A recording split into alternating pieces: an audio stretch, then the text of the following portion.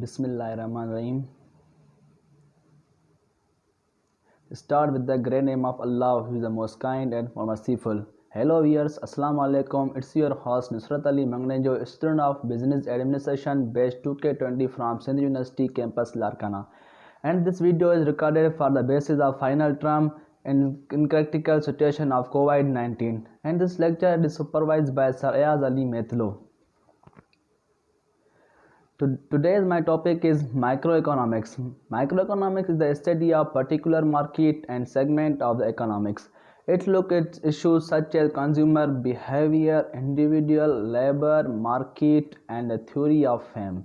Microeconomics involves supply and demand in individual market, individual consumer behavior, e.g., consumer choice theory. Individual labor market, e.g., demand for labor, wage determination. Externality arising from product and consumptions, e.g., externalities. Now, macroeconomics. Macroeconomics is the study of whole economics. It looks at aggregate variables such as aggregate demand, national output, and inflation. Macroeconomics involves monetary fiscal policy, e.g., what effect does internal rate have the whole economic reason of the inflation and employmentary economics growth, international trade and globalizations, reason of difference living standards and economics, growth between countries, government behaving. Now, macro versus micro. It should be clear, but now the economics cover a lot of grounds. That ground can be divided into two parts. Microeconomics focus on the action of individual agent within the economics, like household, work, and business. Macroeconomics look at the economics as the whole. It focuses on broad issues such as growth, employment, inflation and trade balance. Microeconomics and macroeconomics are not separate subjects but are rather complementary, representatively, and are all subject of the economics.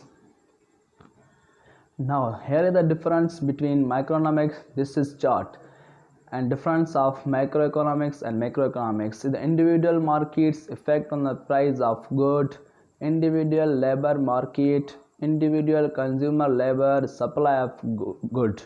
Now macroeconomics, whole economics, inflation, general price level, employment, aggregate demand, product capacity of economics. Now supply. Supply is the economics term that refers to the amount of given product or service that supply or willing to offer at the consumer at the given price level at the good period. Now, economics means of supply. When the price is product is low, the supply is low. When the price of product is high, the supply is high. Is this sense because companies are seek profit in the marketplace? There is more likely to produce product with high price and likelihood and producing profit than not. Now the supply schedule and the supply curve. The supply is the table that shows the quantity supplied and different prices in the market. The supply curve shows the relationship between quantities supplied and price on the graph. Now, the law of supply. The law of supply is fundamental principle economics theory which states that keeping other factor constant, an increase in prices result is an increase in quantity supplied. In other words, that is directly relationship between price and quantity. Quantities response in the same direction and price changes. Now, difference between individual supply and market supply. Individual supply. Individual supply denoted the supply of the individual product commodities which she offer for sale in the marketplace for a defined time period to different prices. Individual supply defined to readiness of the individual firm of offer to particularly quantity of the commodity and service in the marketplace over a given time period.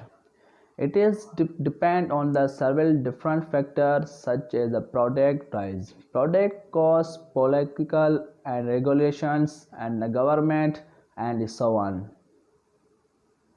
Now, market supply. Market supply is the supply of different seller commodities which they offer for sale for the defined time period for verified price. Market supply defines the quantity of the particular commodity for service which is sells in the market qualities and ready to sell. It denoted the quality of all individual supply for the specific commodity or services. Now, shift in supply.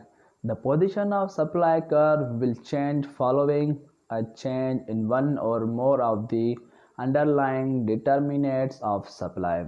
For example, a change in cost such as change in labor or raw material cost will shift the position of the supply curve.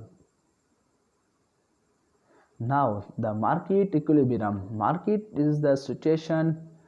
Equilibrium is the situation where the product or services demand in the market are equal to the product or services that are supplied in the market. Economists use equilibrium to explain market behavior. Market can be equilibrium or disequilibrium. Now, turn of demand. Demand is the economics means to describe to process a good supported by willingness and ability for it. If you demand something, then you want it, can afford it, and have made a defined plan of to buy it. What are the unlimited desire for wishing that people have a good and services? How many times have you thought that you would like something if only one could afford it or if it were not so expensive? Demand. Reflection, a decision about which one to satisfy.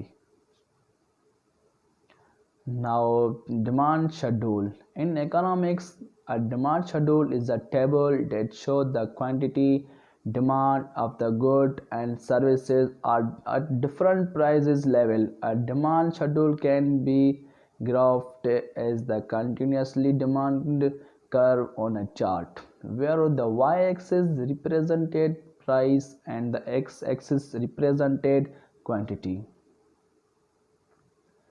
Now, the law of demand. The law of demand is one of the most fundamental concepts in economics. It works with the law of supply to explain how market economics located resources and determine the price of goods and services that we observe in everyday transactions. The law of demand states that quantity purchased varies inversely the price. In other words, the higher the price, the lower the quantities demand were valued ends. Now, demand curve. The demand curve is a line that shows how many units of the good or services will be purchased at different prices.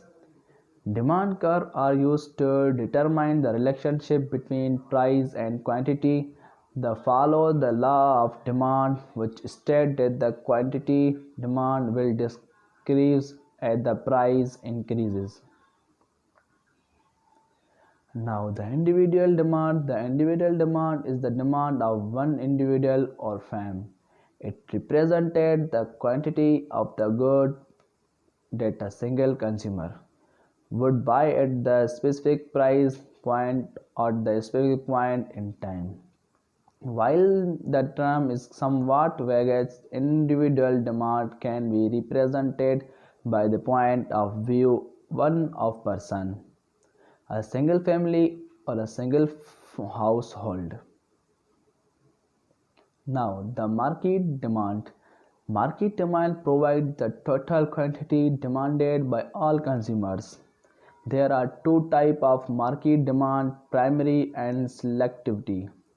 Primary demand is the total demand for all of the brands that represented a given product or services, such as all phones or all high-end watches.